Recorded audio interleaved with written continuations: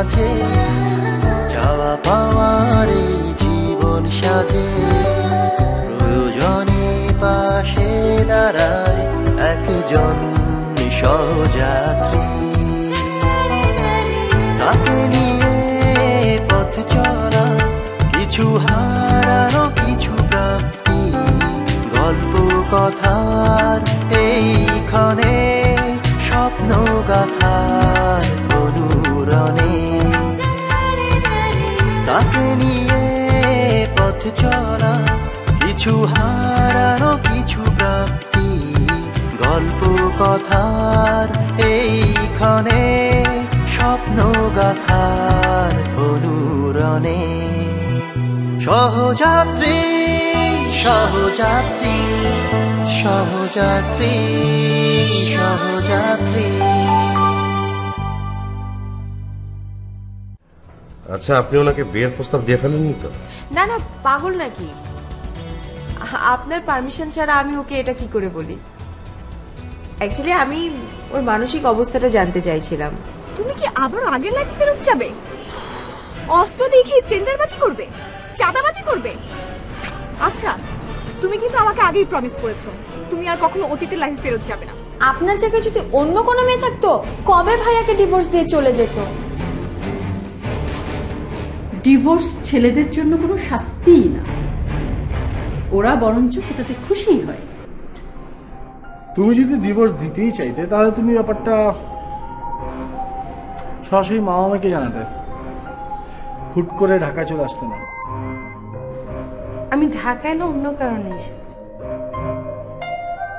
কি কারণ? তোমার সাথে কথা বলতে। কি নিয়ে? কি নিয়ে তুমি বোঝো না?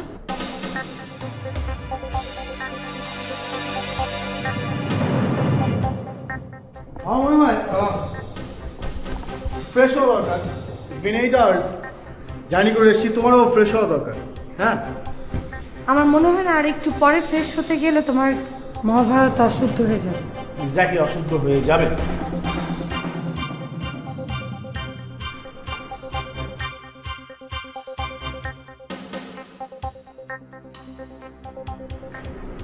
আসেন, সরি, আপনার রুমটা দেখাই দিই। আসেন।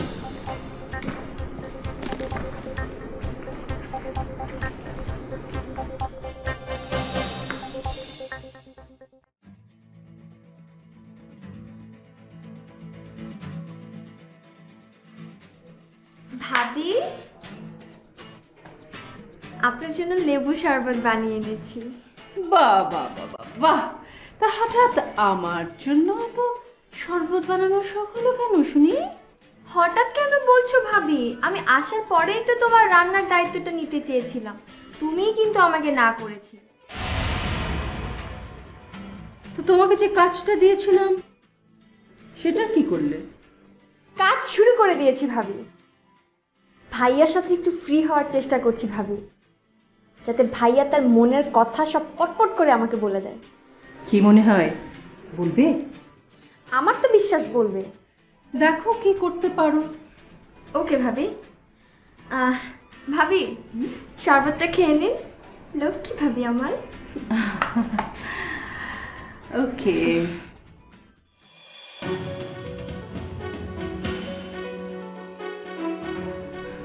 ধরো তো গ্লাসটা। কি হলো ভাবি, খাবে না? হয়েছে কি জানো তো, আমার না ভীষণ অ্যাসিডিটি প্রবলেম, মানে লেবুর শরবত খেলে না খুব খারাপ অবস্থা হয়ে যাবে আমার। লেবুর শরবত খেলে অ্যাসিডিটি কমে ভাবি।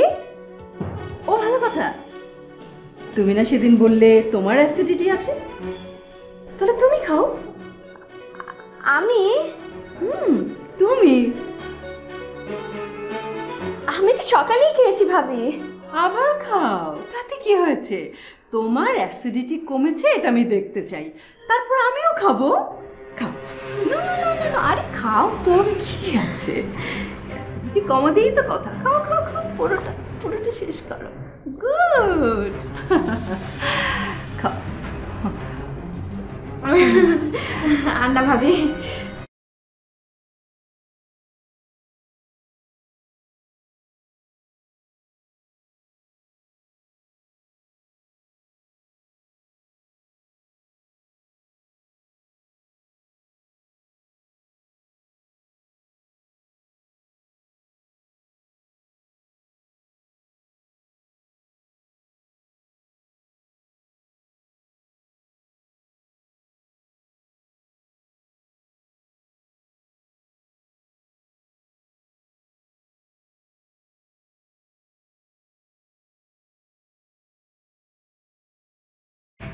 রাজু তুমি বস করে খাওয়াইছো সাবিনাকে? হ্যাঁ, মানে কি? উফ, এত মাথা খাটিয়ে আইডিয়াটা বের করলাম, তুমি কোনো গুরুত্বই দাও নি। তুমি এই সামান্য একটু শরবত তুমি খাওয়াতে চোখ বুঝাচ্ছ কেন? তুমি কি একবার ভাবতে পারো আমাদের এই রেকর্ডেড ফাইলগুলো যদি ডিলিট করতে না পারে তাহলে তোমাকে আমাকে দুজনকে জেলে যেতে হবে? কি ব্যাপার, এখনো চোখ বুঝে আছো? কি লাইজু বলো, লাইজু? এই লাইজু, এই লাইজু, কি হলো?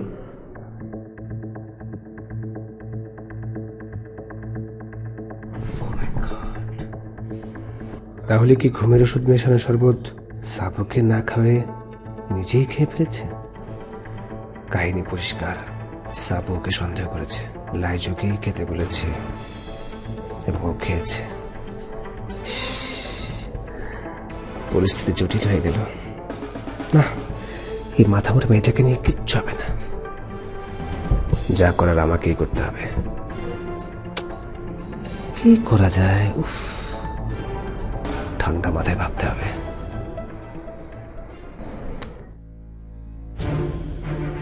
জাফর মাস্টার্স কমপ্লিট করেনি, এলিজাও করেনি, তার উপরে ফ্যামিলির পারমিশন ছাড়া ওরা দুজন বিয়ে করেছে, যার কারণে জাফরকে ওর ফ্যামিলি মেনে নেয়নি।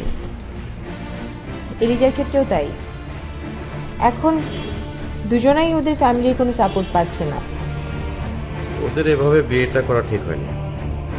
আসলে নিজের পায়ে না দাঁড়িয়ে বিয়ে করলে মানে সংসার করা খুবই কঠিন। না মানে বিয়েটা না আমি দিয়েছি, ওরা পালিয়ে আমার বাড়িতে উঠেছিল। আমি যদি বিয়েটা না দিতাম তাহলে হয়তো মিস্টার শরীফ আমার উপরে একই নেই।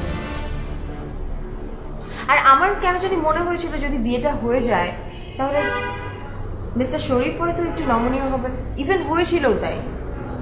কিন্তু হুট করে এলিজা জেদ করে বসলো যে ওর বাবার সাথে কোনো রকম কম্প্রোমাইজে যাবে না। আপনি বললে আমি জাফরের জন্য চাকরির ব্যবস্থা করতে পারি। অ্যাকচুয়ালি জাফর চাকরি করতে চায় না, বিজনেস করতে চায়, কিন্তু সেটার জন্য তো টাকার দরকার। সেই টাকা আসলে জাফরের কাছে নেই। আচ্ছা, একটা কাজ করলে কেমন হয়, মানে আপনি কি বলেন? মিস্টার শরীফের যে ডলারগুলো আছে সেটা তো এলিজা নিতে পারে, তাই না? লিগ্যাল তো এটা। না, পারে না। কেন, বাবার টাকা মেয়ে নিতে পারবে না? এই ডলারগুলো হচ্ছে ইল্লিগাল কারেন্সি। ইল্লিগাল হওয়াতে এটা মালিক হচ্ছে সরকার, ব্যক্তিগতভাবে কেউ ব্যবহার করতে পারবে না। ও, আমি তো ভেবেছিলাম যে ডলারগুলো এলিজার কাজে লাগতে পারে। দেখুন রেনি, এই ডলারগুলো হচ্ছে ইল্লিগাল। এটা যদি আপনার কাছে পুলিশ পায় তাহলে আপনাকে গ্রেফতার করতে পারে। ও মাই গড, তাহলে এখন আমার কি করা উচিত? এখন এই ডলারগুলো সরকারি দপ্তরে জমা দিতে হবে, আর সরকারি দপ্তরে জমা দেওয়ার কিছু ফর্মালিটি আছে, ফর্ম ফিল আপ করতে হবে। আপনি যদি চান তাহলে আমি ফাইনালে দিতে পারি। ও আচ্ছা আচ্ছা। কি রে, দেরি করলি কেন? সরি, আসলে ওই অফিসে কাজ করতে করতে 15 মিনিটের জায়গায় 1 ঘন্টা হয়ে গেল। নো প্রবলেম, আমি 1 ঘন্টার মধ্যে রান্না বান্না শেষ করে ফেলবো। ওকে? কেক কোথায়? কেক অর্ডার দিয়ে আসছে, 1 ঘন্টা পরে দিয়ে যাবে। ও মা, আপনি রান্না করবেন? আমি তো রান্না বান্না করি, আর আসিফ অবশ্য আমাকে হেল্প করে। না না, ঠিক আছে, আমি থাকতে আপনাদের কাউকে রান্না করে থাকতে হবে না। আপনি বসুন তো প্লিজ, আপনি আমাদের আজকে গেস্ট, আপনাকে দিয়ে আমরা কোনো কাজ করাতে পারবো না, সরি। আরে বাবা, এটা কোনো ব্যাপার না, কিচ্ছু হবে না। শুনুন, কিচ্ছু হবে না, আশা করি আমার খাবার বেসাদ হবে না। আচ্ছা, আপনি এক কাজ করুন, আপনি এলিজার সাথে গল্প করুন, আমি বরং ওকে একটু হেল্প করি। আমাকে কোনো হেল্প করা লাগবে না। আচ্ছা, আপনি ওই আমাদের বাড়ির পাশের লেকটা কি দেখেছেন? না। আচ্ছা শোন, ওই ওনাকে নিয়ে লেগে যেতে হ্যাঁ অবশ্যই, প্লিজ চলুন। ও বাবা, না না কিছু, যা যা যা, তাদের যান। ঠিক আছে, যান, আপনার ঘুরে আসুন। চলুন। চলুন।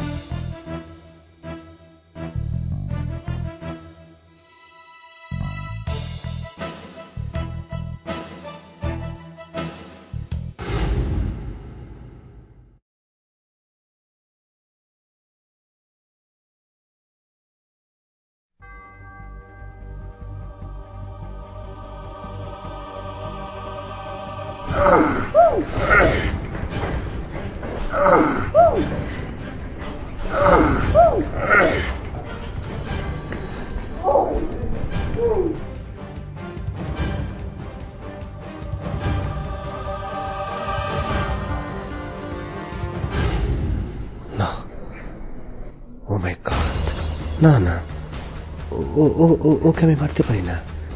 তাছাড়া ওকে আমি মেরে ফেলে তো আমার ফাঁসি হয়ে যাবে। অন্য কোনো প্ল্যানিং করতে হবে। ইয়েস।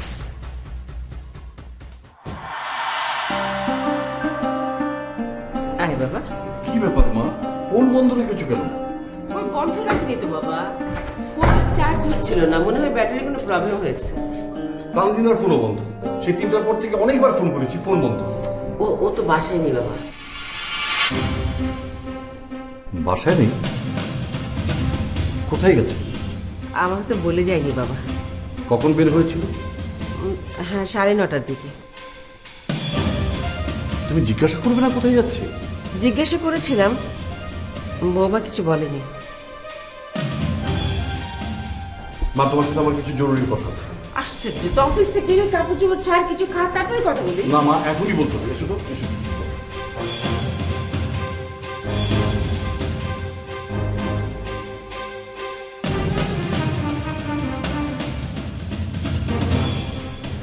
বল, কি বলবি? তানজিনা সংসারের কাজকর্মে তোমাকে হেল্প করেছিল? কেউ কি বলেছিল হেল্প করতে? আমি তো বিয়ের 2 দিন পরেই বলেছিলাম, কাজের লোক নেই, সংসারে 1000টা কাজ, তুমি মাকে একটু হেল্প করো। গতকাল পর্যন্ত ও যে তোমাকে কোনো হেল্প করেনি সেটা আমি জানি। এ নিয়ে ওর সঙ্গে আমার অনেক কথা কাটাকাটি হয়। কাল রাতেও আমাকে কথা দিয়েছিল আজ থেকে তোমাকে হেল্প করবে। তুই ওকে এই কথা কেন বলতে গেলি বাবা? নতুন বউ, এত তাড়াতাড়ি কাজ করার কি হলো? মা, বিয়ের 10 দিন পর, 10 দিন পর আর নতুন বউ থাকে না। এই সংসারের কাজ নিয়ে বৌমার সঙ্গে ঝগড়া করা তো ঠিক হয়নি বাবা। বৌমা উচ্চ শিক্ষিত, আধুনিক মেয়ে। এই সংসারের যাবতীয় কাজ, হাঁড়ি পাতিল মাজা, ঘর মোছা, সাফসুফ করা, এসব কাজ করা কি বৌমাকে সাজে বল? তুমিও তো শিক্ষিত না, তুমিও তো কম আধুনিক না, তোমার সাথে কি করে? আরে বৌমার সঙ্গে আমি তুলনা করা সাজে বাবা, আমি শেখেরে মানুষ। আর আমি যে কাজে অক্ষম তা তো না বাবা। আর বৌমা তো এলো সেদিন, বাড়িতে কাজের লোক নেই, ঘরের সংসারের সব কাজ তো আমি একাই করছি নাকি? আর তোকে কি আমি বলেছি আমার কষ্ট হচ্ছে? কষ্ট হলেও তো তুমি বলবে না, সেটা আমি জানি না। আচ্ছা যা, টেনশন করিস না, বৌমা আসলে চলে আসবে, আমি তোদের এক জিনিস নিয়ে আসি, বস।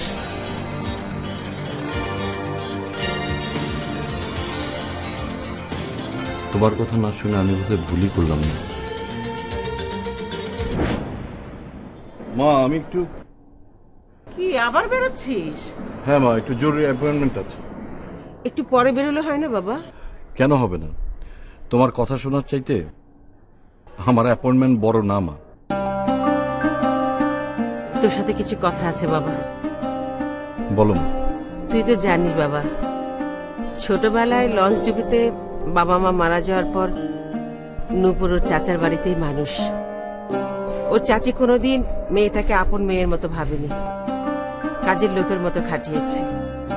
চুন থেকে পান খসলে মেয়েটাকে মারধর করে। ও তো মুখ বুজে সবকিছু সহ্য করে আসছিল, কিন্তু কিছুদিন আগে নূপুর আরেকটা ঝামেলা জড়িয়ে গেল। কি ঝামেলা? ওর যে চাচাতো ভাই ওকে খুব জ্বালাতন করছে। ও আর ওখানে থাকতে চাচ্ছে না বাবা। নূপুর ছোট খালার মেয়ে, ওর প্রতি আমাদের একটা দায়িত্ব আছে মা। তুমি চাইলে তোমার কাছে এনে ওকে রাখতে পারো। আমার তো তাই ইচ্ছে করে বাবা, কিন্তু আমি তো ওকে আশ্রয় দেওয়ার জন্য নিয়ে আসতে চাই না বাবা। তোর যদি কোনো আপত্তি না থাকে তাহলে আমি তোর সাথে ওর বিয়ে দিতে চাই রে বাবু।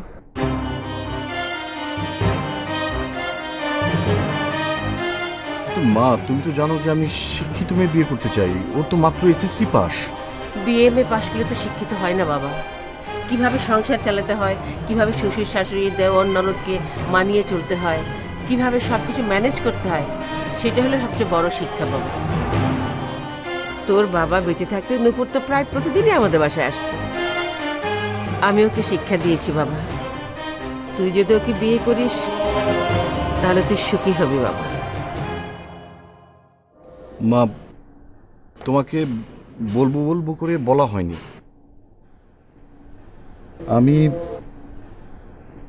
আমি আসলে একটা মেয়েকে পছন্দ করি। ও মাস্টার ফাইনাল পরীক্ষা দিয়েছে। ও দেখতে যেমনি সুন্দর, আচার ব্যবহারও ভালো। তোমার ভালো লাগবে মা।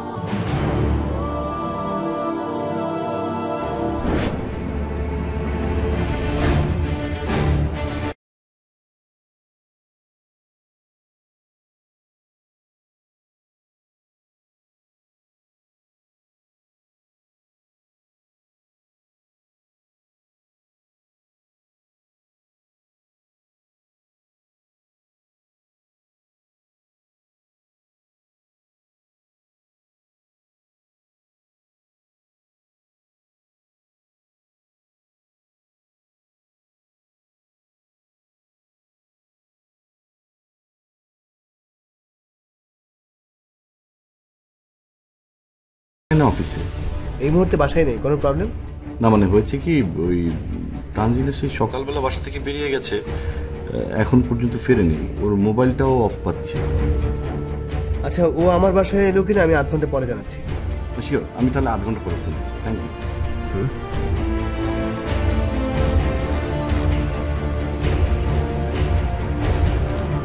এই নে বাবা, তোর জন্য পায়েস করেছিলাম, একটু খা। মা আমার তো এখন একদম খেতে ইচ্ছে করছে না।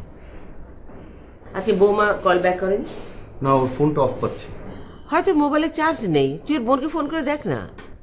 সাবরিনা আপুকে ফোন করেছিলাম, ধরেনি। ওর দুলাভাইকে ফোন করেছিলাম, উনি অবশ্য বাসায় নেই, অফিসে। উনি বলেছেন 8 ঘন্টা পর জানাবেন। বৌমা আর কোথায় যাবে? সাবরিনার বাসাতেই বোধহয় গেছে। তুই চিন্তা করিস না বাবা।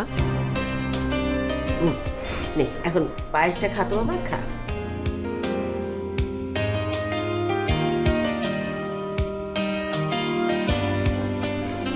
আচ্ছা মা, নূপুরের খবর কি বলতো? নূপুরে তো মোবাইল নেই বাবা। ও তোমাকে প্রতি সপ্তাহে একটা করে চিঠি লেখে। সে চিঠিতে লিখেছিল এরপর ওকে আত্মহত্যা করা ছাড়া আর কোনো উপায় থাকবে না।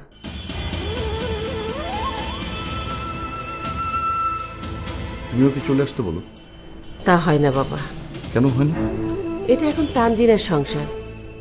এই সংসারে থাকা আর ওর চাচির সংসারে থাকার মধ্যে কোনো পার্থক্য নেই বাবা। এখানে তোকে কাজ করেই খেতে হবে, তাই না? সংসারটা তো এখনো তোমার মা।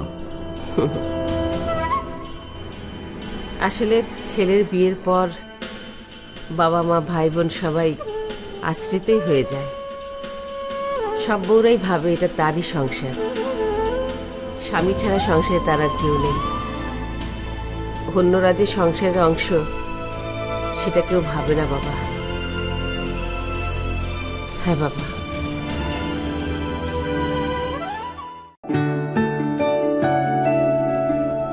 আমার জীবনে একটা অদ্ভুত ব্যাপার আছে, যা চাই তা পাই না, আর যেটা পাই সেটা চাই না। আমার জীবনের বিভিন্ন স্টেজে এরকম ঘটেছে। যেমন শিক্ষক হতে চেয়েছিলাম, হয়েছে পুলিশ। আর ইউনিভার্সিটি লাইফে মুক্তি নামের এক মেয়ের সাথে ফ্রেন্ডশিপ করতে চেয়েছিলাম, কিন্তু ফ্রেন্ডশিপ হলো শারমিন নামের এক মেয়ের সাথে। চলার পথের বাঁকে বাঁকে হারিয়ে যাওয়া স্বপ্নটাকে রাঙিয়ে তোলে সযতনে একজন সহযাত্রী। তাকে নিয়ে পথ চলা, কিছু হারানো কিছু প্রাপ্তি, গল্প কথার এইখানে স্বপ্ন গাথার অনুরণে। সহযাত্রী সহযাত্রী সহযাত্রী।